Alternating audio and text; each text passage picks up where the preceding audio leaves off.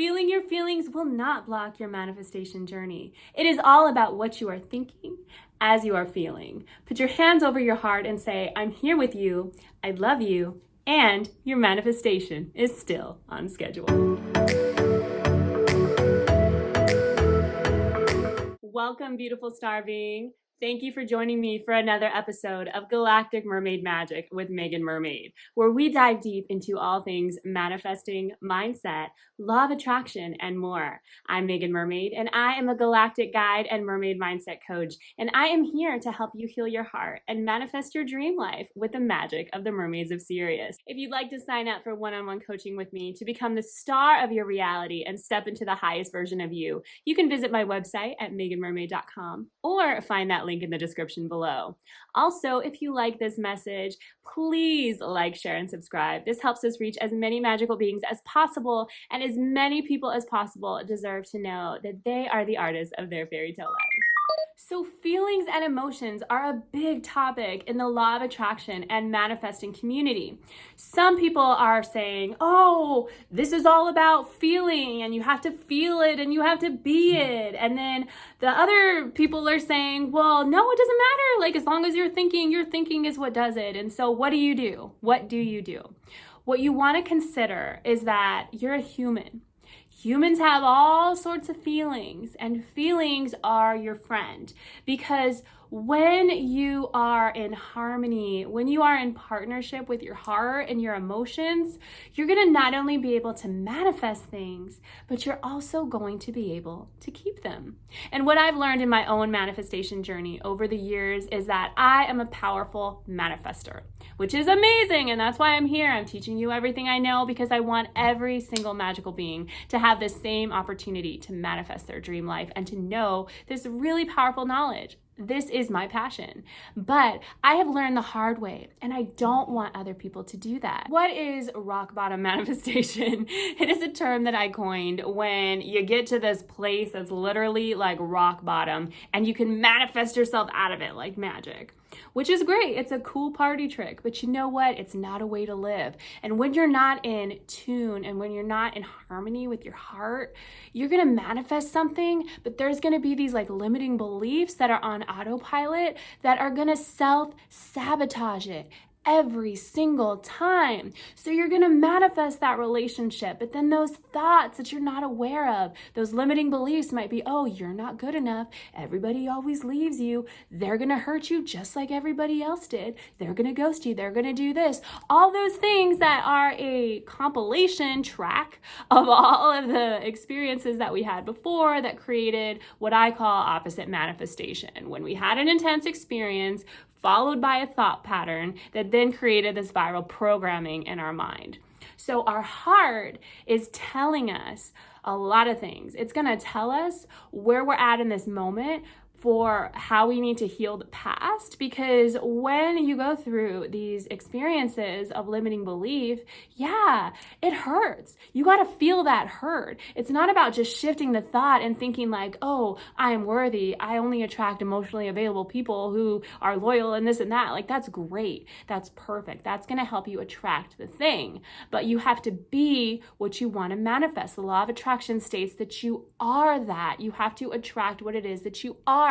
You receive what you are. So if you get that thing, but you haven't healed the limiting belief and the viral programming is still running, what happens? You're going to get to a certain point, those hormones are going to wear off, and all of a sudden those old limiting beliefs, that old story is going to come up. And if you're not aware, if your thoughts are on autopilot, you're going to be attracting situations that are the same things, that people hurting you, the same reasons that you've had before, the same overdraft charges in your bank account, the same whatever it is that kept happening. Those things happen because of limiting beliefs.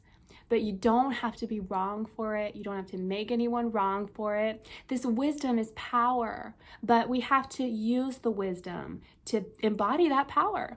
So the first thing we got to do is we got to have a safe space for our heart to feel that we went through experiences that were really shitty. We went through experiences where a limiting belief created pain and suffering in our life. And a lot of times you're in that experience and you don't have that time to grieve because you have to keep moving forward, or you're manifesting out of it, because it's just like this constant chaos that gets created from these like devastating limiting beliefs. So when you get to a place where you're working on yourself and you're working on your mindset, you might have to experience that moment, that period of grief, to like heal those parts of you that suffered from believing false things about yourself and false things about your reality. But it doesn't mean that if you're feeling sad or if you're feeling down, that your manifestations are not on schedule. It's actually the opposite, because if we're in tune with our heart is always going to tell us when we're on track and what needs to shift. In addition to getting curious, which I'll link the video above, how to get curious about your limiting beliefs, when you get curious in your mind, you also got to get curious in your heart, and you got to figure out, okay, so I'm feeling sad. I'm feeling down. Like, what is this feeling telling me? And there's all sorts of ways that you can feel your emotions and still stay high vibe. What's amazing about emotions is they're kind of like waves, and mermaids love waves, so I love water analogies.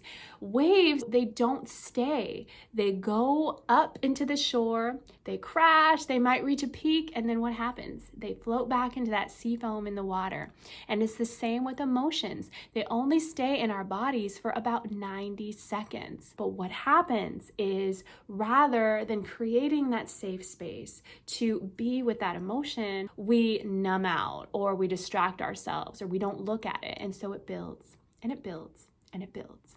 And we could be thinking all the affirmations, all the things in the world, but if this feeling is I'm sad, I'm not worthy, I'm hurt, we can't keep that thing, because the law of attraction says you attract what you are. You gotta be that safe space. And really great ways to be with your emotions is just look at your self-care practice. We teach a lot about self-care practice in mermaid consciousness, and it's everything, because as a conscious creator, you're the creator, you're the star, you're the director, you're the casting director, you're the producer, you're the screenwriter, you're the marketer of the movie, everything. So you have to be in a good space. Your worthiness meter has to be up on full blast. Self-care is how you can be with those emotions in a good way. You can be sad, but you can also feel good at the same time. Yeah, it's possible. Did you know that? If you're feeling this emotion, just recognize, okay, I feel sad, I feel upset. And in feminine energy, which the mermaids teach about as well, it's all about feelings. It's all about getting into our body, because our feelings tell us everything. You can feel sad, you can recognize that emotion, you can get quiet for a second and just ask your heart, take a deep breath in, exhale it out, and say, hey, what is self-care for me in this moment? And listen. And you'll hear something. You can develop a relationship with your heart. And those dreams that you have, the imagination, the visualization, your whole dream life, it's your heart's prayer. When you create this space for self-care and be really loving to yourself as you experience these emotions, you're going to get through them, and your worthiness meter is going to grow, your self-love is going to grow, and then things are just going to be magnetized to you. But the difference between rock bottom manifestation and conscious creator healthy manifestation is that you're going to be feeling good, and you're not going to self-sabotage those things, because you did the work to heal your heart. Now, when you have those emotions of sadness, of pain, of grief, whatever it is that you need to experience, it's not blocking your manifestation by the feeling, but you want to be aware of what you're thinking, because it's the story that takes you away from the manifestation, not the feeling. Whatever feeling you experience is beautiful. It's helping you to become more embodied. It's helping you to show up as the beautiful conscious creator that you are, and it's helping you to magnetize things into being because you're authentic. The universe does not play games. It goes by your authentic truth, your authentic feeling. So when you create that authentic space of feelings, the universe is going to still continue to bring those things that you want, maybe even faster than you anticipated because you're doing this work.